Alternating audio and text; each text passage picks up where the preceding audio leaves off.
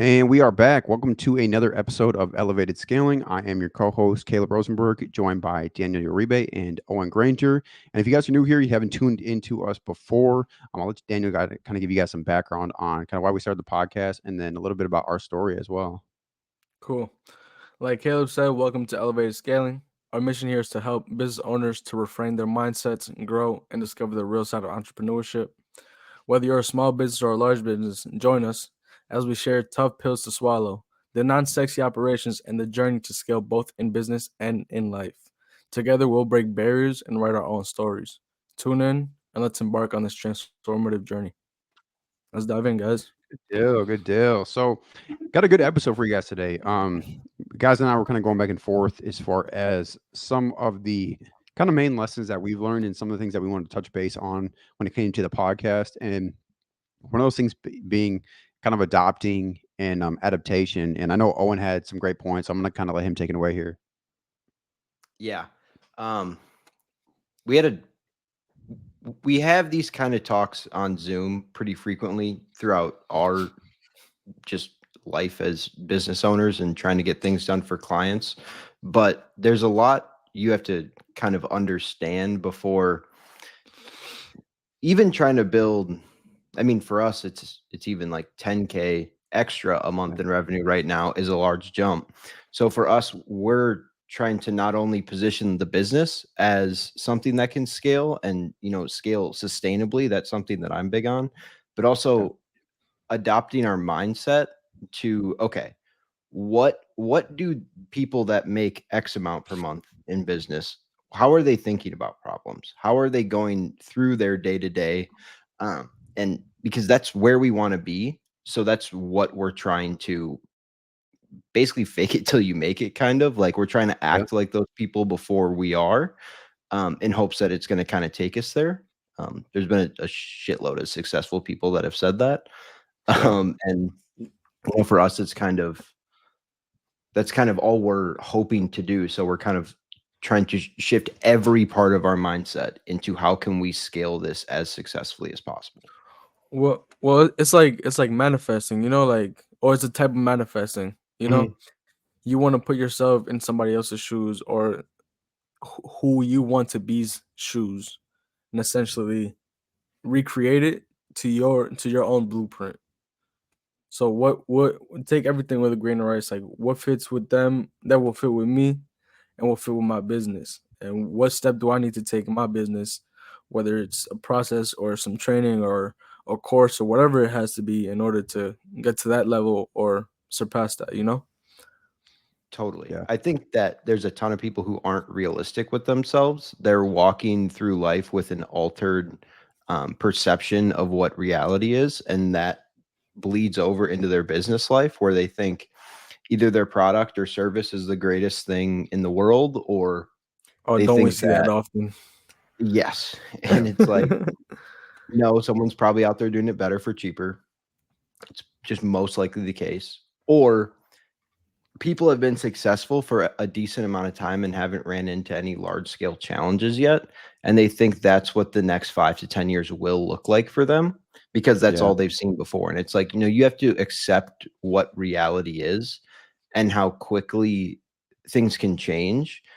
And if you aren't preparing for either what that change could possibly be or preparing to move your business further down the line, because you can't just stay stagnant. If you Mhm. stay stagnant, you start going backwards. There's 100%. there's n- there's no place in real life where you're like, nope, I'm going to stay here in this spot and everything's going to be perfect. Things are going to take a hit. And that's the same with Yeah. every single business we've seen. It's like you can try to operate at the exact same revenue every single year and do everything the exact same, but that only works up to a certain point, right? Like you're only going to get that until the market changes, and you're not going to be ready for the market change because you 100%. haven't been thinking about it because you think this is all perfect and this is exactly how it's going to stay. Yeah.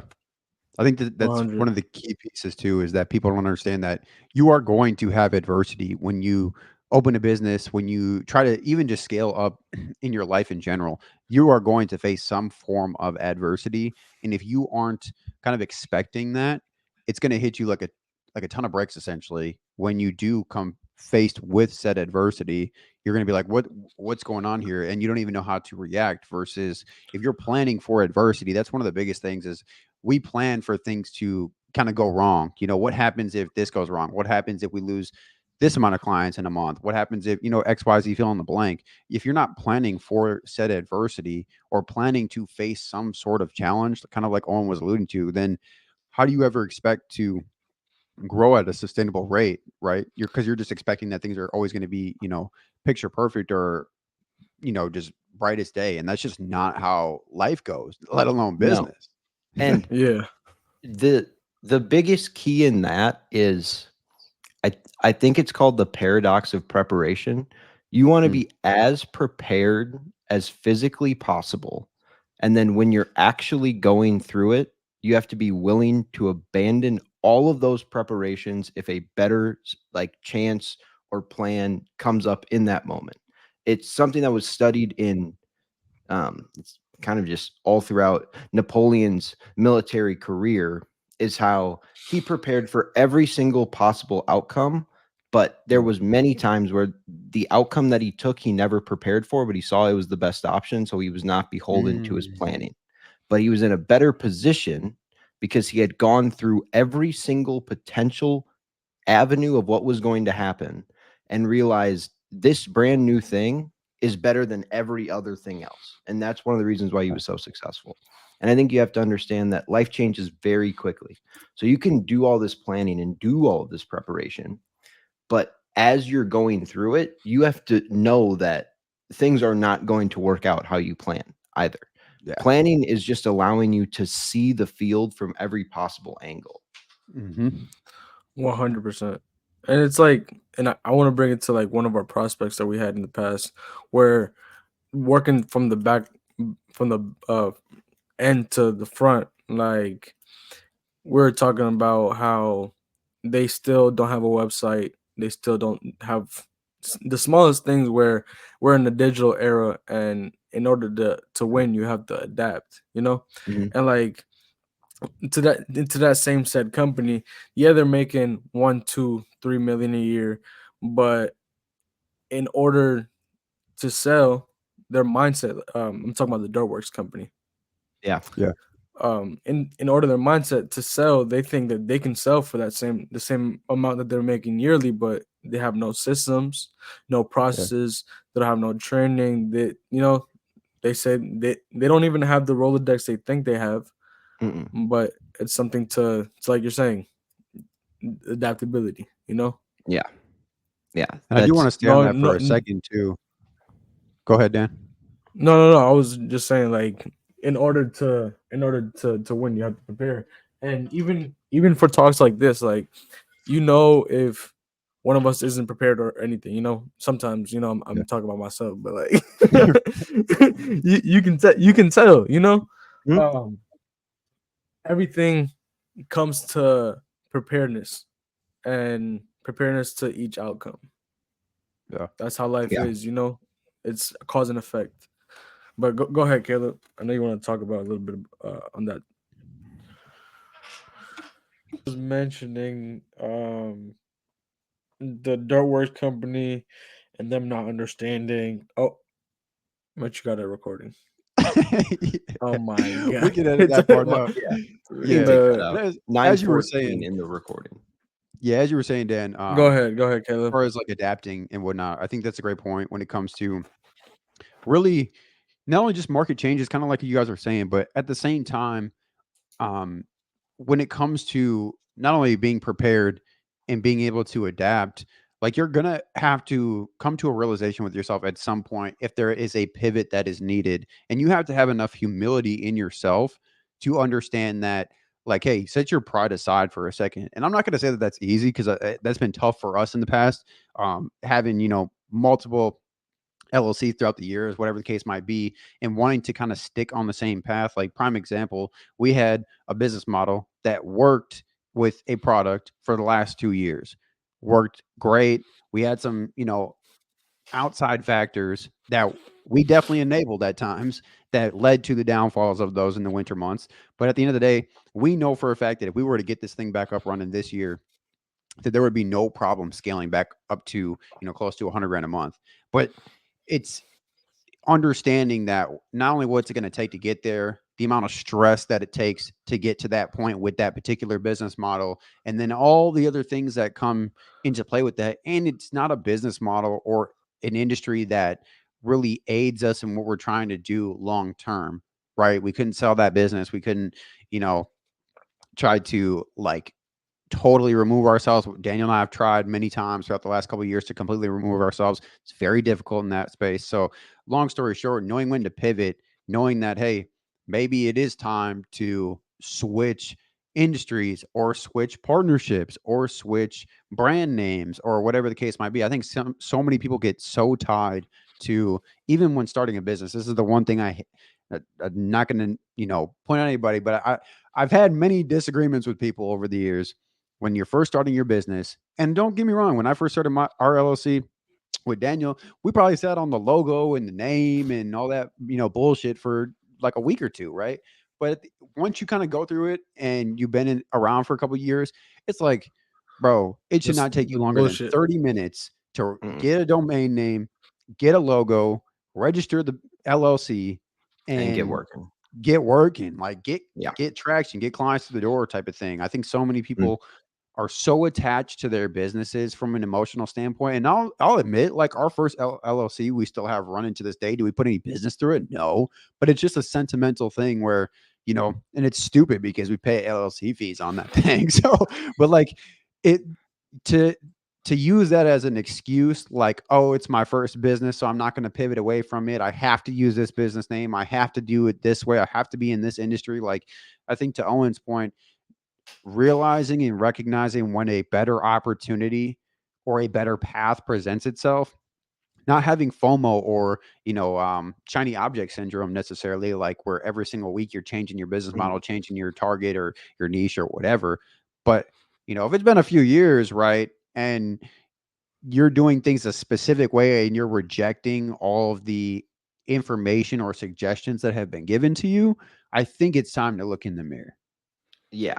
And there's a fine line there, right? Because Oh yeah. there's work, there's a lot of work that you have to do before something is going to be consistently successful. So if you're looking at something else in the first 3 or 6 months of starting a business, you should probably work a little bit harder. But Yep. then there's other times, like with cold email, for example. One of the reasons that I pivoted was because the market and the industry, not because anything personally for me at that point, because cold email is still very comfortable for me. I can generate, 20 to 40 grand in revenue per month for a client and do 5 to 10 hours of work a month, right? Because the system is already set up and working. But as the industry changes and email service providers like Google and Microsoft don't want you to do cold email, and people are now becoming so inundated with cold email showing up in their inbox, especially in a B2B setting, like Yeah. there's a very good chance, unless you have a very unique offer, that someone has already pitched your prospect today on this Yeah. through email. So with some saturated BS email. yep. Yeah. And so you have to understand, once a market shifts from a blue ocean to a red ocean, Dan and I were talking about this last week, where it's like blue ocean, awesome opportunity. No one's here, whether it's a new niche or a new spin on something where you can draw people in. A red ocean is what cold email is, where the top dogs take The sharks. Yeah, the sharks take anywhere from 40 to 60% of the business. And everybody else is fighting over 40% scraps. Oh, if Scraps. that. If If that, that. exactly. And so you have to understand and be realistic, going back to having a actual real perspective on what's happening in front of you, and see, oh, okay, at minimum, I can't have a cold email agency in 2024. It has to be a demand generation agency, where it's like, I'm going to have to start doing probably Facebook ads, probably Google ads, like stuff through LinkedIn and Facebook, like we're doing now with Momentum. But that seeing that and realizing, okay, I'm gonna have to make all of these changes. That's where it was like, oh, I'm just moving to a full scale marketing agency. And it's like, one, I can't run that by myself. I was running my cold email business all by myself. Can't run a full marketing agency alone. But I think you have to be able to see the world around you and be like, okay, this is the logical step to take. And a Yeah. lot of that only comes from thinking, preparing, and also being in those situations to know what things look like. And like to your point at the end right there, like knowing that sometimes you can't do it by yourself is one of the greatest things, you know, because Mhm. that's where what's the word, vulnerability comes in, right? Oh yeah. Yeah. And that's one of the key things to building relationships and building a good, just a good business, is knowing, like you said, sometimes you want the whole watermelon but you don't know how to slice it up. Yeah. But Yeah. when you're with a team, you actually slice up the watermelon and everybody eats instead of having your Mhm. own orange. You know what I mean? That's something that Yeah. we said from the get since we started back in 2019. Yeah. Like, Probably like early episodes of the Mindful podcast. As some of y'all know, yeah, we had that our last podcast. Yeah, I think that's a big piece, is knowing that even just with the work that we're doing now, I mean, for Daniel and I, we kind of understood too, as we were trying to we took a step back, obviously, with my health situation that was going on last year, major setback, and then really trying to get things ramped back up. Daniel and I kind of understood that, hey, we have some outside things going on. We do want to start kind of rebrand and really start things back up. But having outside factors going on, plus having wanting to rebrand, plus having or wanting to expand on our government work too, it was very, very difficult to do that just between the two of us, especially because we would always have an aspect that needed to be filled of the business. Could that be filled by, a team member in the future? Maybe. But like at the end of the day, having a team from the jump, and this is kind of why I feel for a lot of solo entrepreneurs, is because you're not only trying to figure out everything yourself, you're having to do things like, granted, I'm not saying that we don't do things right now that we're, not necessarily the great. I still do things right now because we're such a small team that I'm not the best at, but like it Mhm. has to get done. So we obviously have our different Yep. kind of categories. But at the end of the day, when you're a solo entrepreneur, it is your job to take care of everything, regardless of how good or how trash you are at that specific task. And there's Mhm. nobody to share that struggle with, which I think is even more lonely. Like, this can be a lonely space, just being a business owner in itself, an entrepreneur in Mhm. itself, because most people that you kind of have conversations with don't understand the things and the motivation behind it. You kind of look a little bit insane. But at the end of the Yeah. day, to do that then on your own solo and have nobody with you on your team to kind of carry that flag through the journey with, I or even understand, yeah, or anybody, or even anybody that you can volley back and forth ideas. Imagine having to yeah, battle with yourself. Like, Mhm. you're very strong for doing that, but sometimes you have to understand, like, you can split the pie and still make what you want to do. You know, having that yeah, vision and having somebody that understands the vision is truly a blessing. You know. Oh yeah.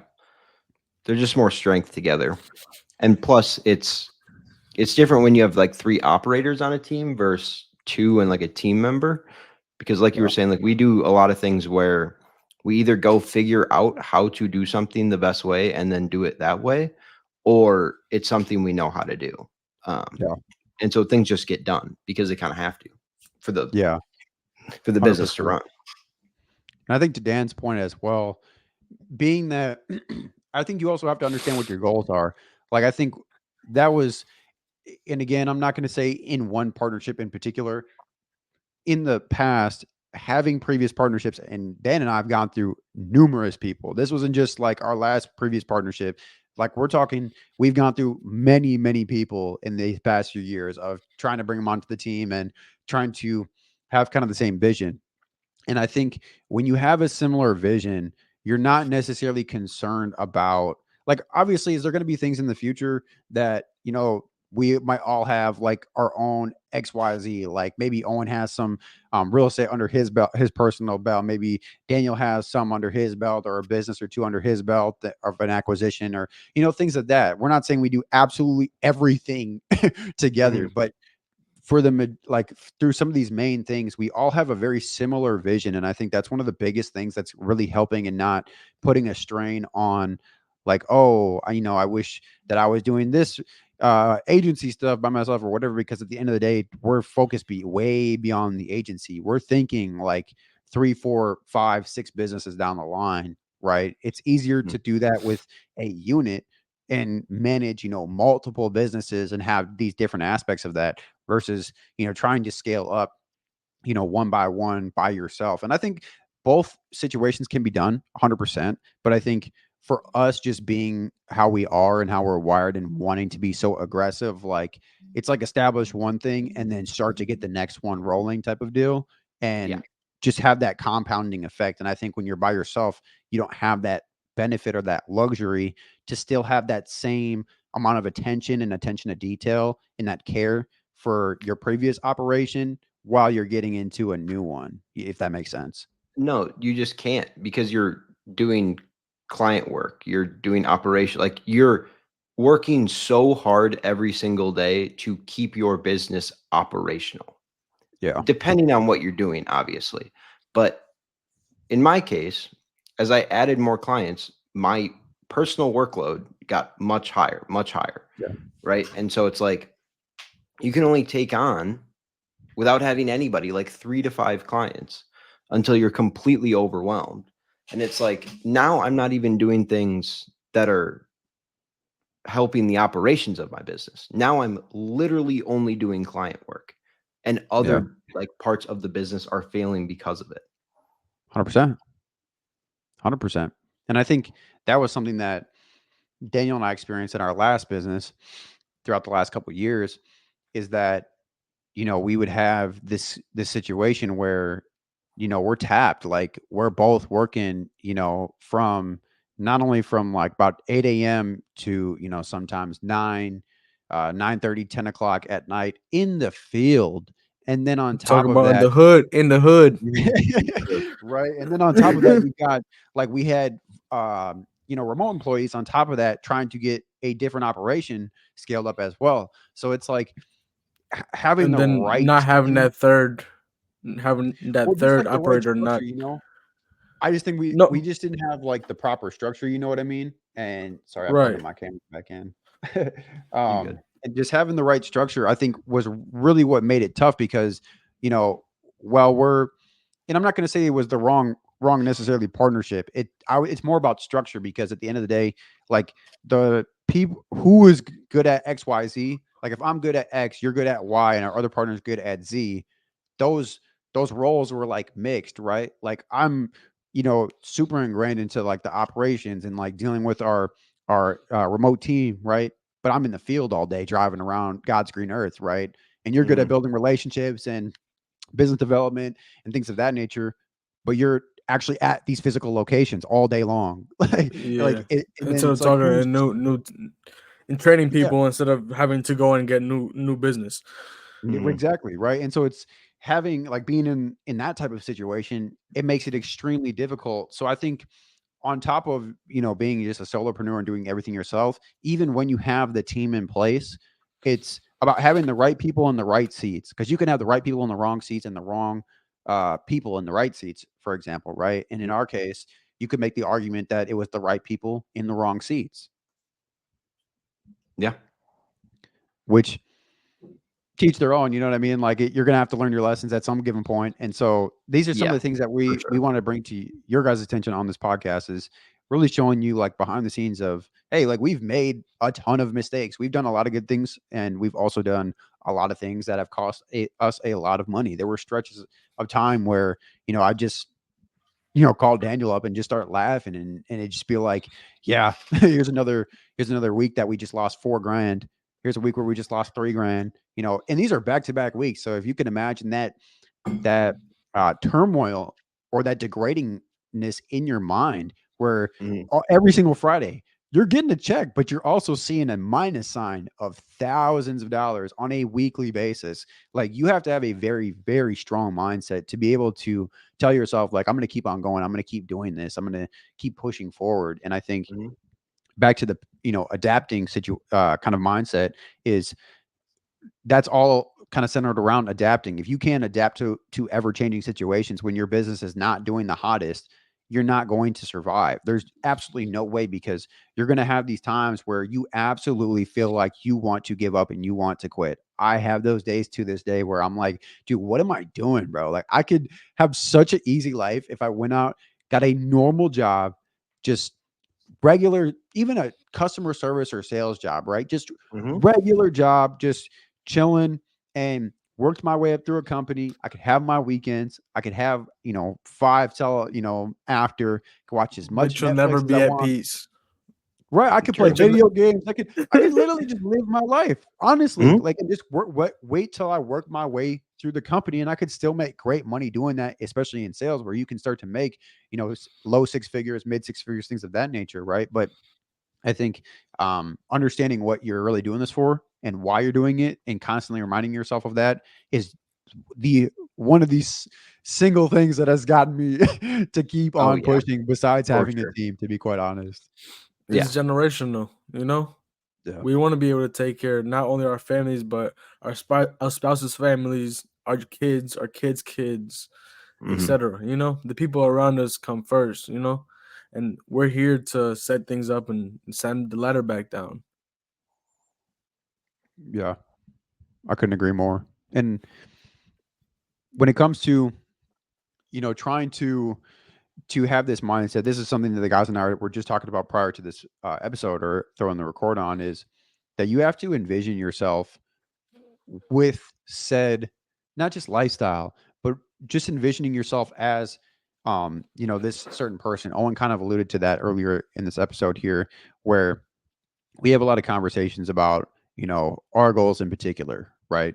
So we look up to a lot of guys who are running multi eight figure, multi nine figure businesses, and then putting ourselves in that mindset of what would they do in this situation? How would they probably respond? How would they go about, moving on this opportunity, right? Mhm.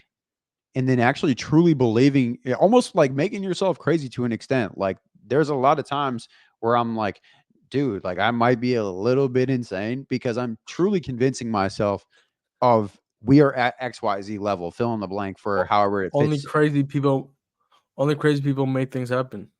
You know, 100%.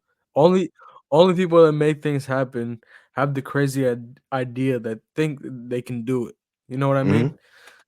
100%. 100%. Some of the, I mean, take Loom for example, right? I mean, they're one of the biggest, if not the biggest player when it comes to the screen recording space, right? And just being Yeah. super innovative in that space. And I'm pretty sure what they just got valued at almost $1 billion. Something like that.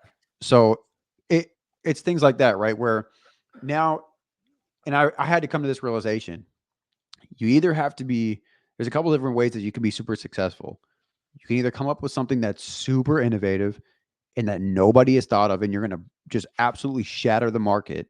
But you have to remember, in that situation, you might be too early, because there's a lot of products that came out too early back in like the mid, like let's just say like the mid 2000s, kind of when we were like growing up and stuff like that. Mhm. There's a lot of devices that if you look back, that you're like, that Way might have been too early in before their its time. Yeah. right. Because if you think about even Sony like the, Ericsson, oh, bro, like think about the even flip. Oh yeah, the Nintendo PSP. My DS. bad. Yeah. Nintendo DS was huge, but even like the Oh yeah, PSP the Portal or whatever it PSP. was PSP. called. Yeah, Mhm. the Yeah. PSP Vita, all that. Yeah, Mhm. facts. That's what, yep, yep. But think about how short of a stint that product was Wow. kind of like hot. And now when you circle back, now all of a sudden Nintendo's got this Switch or Yep. whatever it's called. That's just like the hottest thing on the market. There's essentially no difference between the two. They are the same exact concept, except one was from, Sony, and it was just super early when we were kids. Now all of a sudden Nintendo comes out with it, and it's probably one of their hottest products, to be quite Yeah. honest with Well, it's like it's you. Sure like it is. it's like having the Nintendo Game Boy and then putting a bigger Yeah. screen with color on it. Mhm. Yeah. No, yeah, it's everything has um like you it's seasons. You know, maybe 100%. like you said, Yeah. it came, it spent its time, now it came back, but revamped. You know, Yeah. Because it's all about timing at the end of the day, and that's the problem with trying to create an innovative product is you're going to have to play that game where am I too early on this product? Is it too early for XYZ niche? Is it the right niche? Because there's been a lot of products throughout the years that have just targeted the wrong niche. Fantastic product, but you've targeted the wrong niche. So that's the problem with playing in an innovative space. Now, when you play in the super competitive space, you have to understand of what makes you different. And so many times we have conversation with business owners on a regular basis where it's like, what makes you different? What makes you better than XY, ABC construction? What makes you better than ABC concrete? What makes you better than, you know, fill in the blank? Most business owners cannot answer that question. They just say, well, we do this. Okay, well, your 1,200 other competitors do the exact same thing. Next question. Like, what makes you different? And they And now you're cannot just answer competing that. on price. Exactly. And that, Price and customer experience. That's all hmm you're competing on. yeah. And you even better then, make sure that customer experience is up because everybody got that price lower than you. Yep. but that's what they're not doing is there's a lot of lack when it comes to adapting in that space when it comes to the customer experience, the customer journey. A lot of people are focused on the price and they come to us and they're saying, hey, Caleb, hey, Daniel, hey, Owen, I can't compete on price. You shouldn't be competing on price to begin with No, because that's somebody's that's always the going to source fastest way to the bottom. right cheaper materials, cheaper labor. Some people won't do it, uh, through the proper channels, right? Getting licensing. Mhm. We're talking about kind of in the contractor space, things of that nature. But you guys kind of get the idea. Like, there's always going to be somebody who can find a different way to do it a heck of a lot cheaper than you can, and you have to be able to compete on something that is essentially like either a mix of being tangible and non-tangible, right? Like certain things in customer experience, it's not a tangible item, right? But you can still promote your business off of that. And that can be what resonates people of why they go with you, for example. It could be that you're locally owned and you are, active in the community and you put on XYZ. It doesn't matter. Just something that makes you unique. And I think a lot of business owners fail to really position themselves in a unique way, other than the fact that they do XYZ service and maybe they do it slightly differently. Oh Mhm. my goodness. Wow. Groundbreaking. Yeah. And it's all about how you leverage your social proof. Like that's a good percentage of the battle when it comes to marketing is just getting the prospect to trust you. Yeah. Because n- nowadays everyone is so readily available. If you search up my name, you'll find my Instagram, right? Like you'll see me. Like you'll see the things Instagram, I posted. Facebook, LinkedIn, Exactly. everything. And so it's like people can get a very quick access to who you are as a person and what your company is. And if you are not presenting your best case studies in the best possible way and getting those out to the most amount of people possible, you're not doing what you should be when it comes to marketing. Because you can have all this great, copy, whatever. You can try to be this incredible sales writer like Dan Kennedy. First of all, good luck. It's not going to work. Second off, people aren't going to care. People Yeah. care and listen to other people like them. They know you're the salesman. No matter what Yeah. the product or service is, you are the salesman. They're Yeah. not going to trust you until they've seen that other people trust you too. Yeah. 100%. I mean, and you can't like, uh, blame the consumer in that sense, right? I No. feel like a lot of Uh, business owners blame the consumer for, and this will be probably another episode that we can kind of dive into at a later date, but a lot of business owners place a lot of blame on external factors versus looking internally and first looking in the mirror and looking internally throughout their organization as far as what we need to improve on our end. Because I mhm. Yeah. guarantee somebody either why somebody's not buying, why somebody's complaining, why things are breaking, why things aren't working, why things are a shit show, always points back to something internally within your organization or within yourself as a leader. And one of those A two things hundred is there's percent. something failing. 100%. Obviously, again, that's a whole hour long 100%. podcast itself. But That's definitely got to be another episode. I like that yeah, topic a lot Yeah. Yeah. because No, I yeah, used to there's be like just that, and a now lot I'm we could not. talk about that. yeah. You mentioned that on Hmm? previous. You've mentioned that even recently. How like Hmm? your transition in that aspect.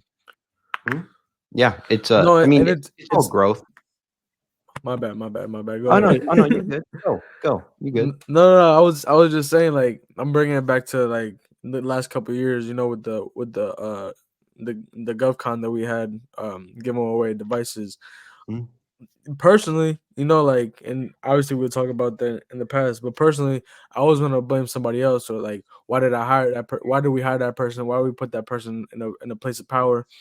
And then I think about it, I'm like, oh, why? Because we wanted to, because I thought there'd be a good decision to do this, this, and this and that. Mhm. It all comes down, like Caleb said, to the internal you. Like, you're carrying the boat, you made the wrong turn. You gotta take accountability for it. Yeah. Mhm. Yeah. Oh, and you were gonna say something right before that. Oh yeah, I mean it's just about growing as a person. If you're not looking at what you're doing, because we're not perfect and you're gonna make Yeah. mistakes. So if you're not, and it's not about criticizing yourself, because I know that's what a lot of people do, and that gets them to a place of not being motivated.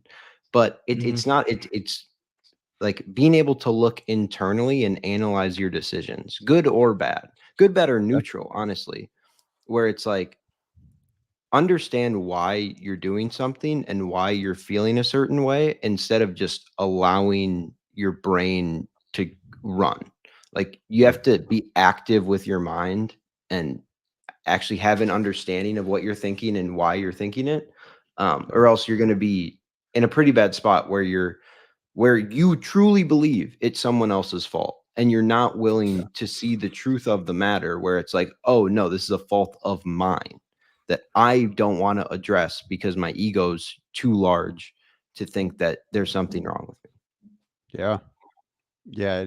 And this will definitely have to be another episode because we can go on for days and days about accountability and just, we touched on risk management, earlier in this episode, but being willing to take that risk. And that's something that I've been ever so grateful for, not just partnering with Daniel, but then also one of the biggest things of why we were so apt to partner with Owen is because our appetite for risk is fairly large, Yeah, I don't give a right? shit. When you guys know, Daniel and I, if you guys have tuned into our other podcast that we had previously called Mindful Mentality, and you guys know that Daniel and I kept talking time and time again that we would basically give away the farm and we would put it all up for sale basically and just say I put it all on black, right? It just, that's our mindset. Like, we'll risk every last dollar if it came down to like, hey, what's our percent chance? And if we evaluate the risk and we could think that we could come out on top, yeah, Daniel and I are, and now thank you, Owen, for kind of adopting that mindset with us. Is we have a bigger appetite for risk, and I think that kind of leads into accountability when it comes to a business owner and being a leader of a team in general. Is that you have to understand that you are going to have to take risk and you are going to have to answer for said risk, good, bad, or neutral, like Owen just mentioned, right? Whether it goes right, great, give it up to your team. If it goes wrong, put that blame on you. That's how you should operate in your business as a leader of a team, because at the end of the day, when things go wrong, who is the one who made the decision? It was you.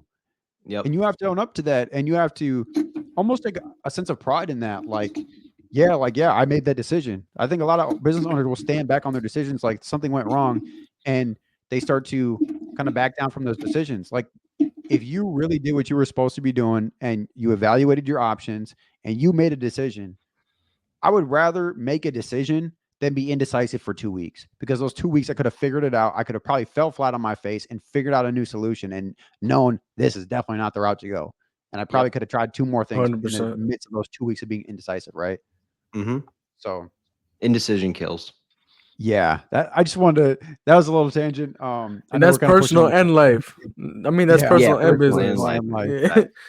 yeah, being able to make decisions is probably one of the biggest biggest superpowers that you can have in your life is Delegation. not sitting on something for too long. Obviously, sleep on it and make an educated decision. But at the end of the day, like sitting on decisions, man, that'll get you, bro. Can't do it. That'll get you.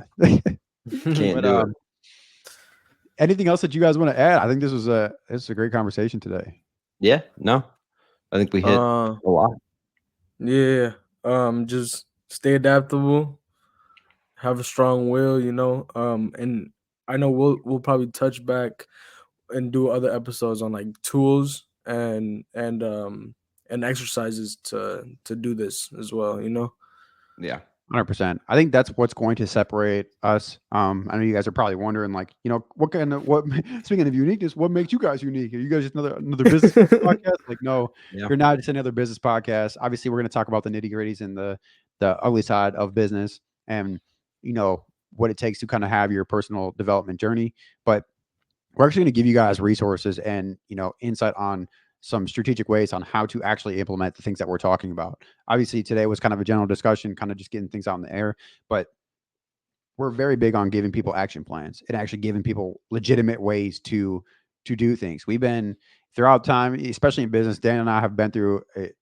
We've been scammed a bunch of times. We've had false promises. I mean, you name it. So we get it when it comes to just wanting something that works or wanting just a resource to check out. So that's kind of one of the biggest things that we're going to take pride in throughout this podcast, throughout our journey, kind of making these episodes, is really giving you guys some actionable insights and some really key resources to actually take action on some of these things. So with that being said, appreciate everybody tuning in. As you guys know, if you guys need any help with your small business when it comes to marketing, comes to getting into government contracting, you want to take advantage of some government contracts on the local and state side, you want to get into paid advertising, organic advertising, you want to increase your online presence, or you want to figure out, hey, what's my brand strategy here? What do you guys think as far as, hey, how can I be unique in the marketplace? These are all things that the guys and I and our team do behind the scenes at Momentum Shift Marketing. So go ahead and check us out. The link will be in the description as well.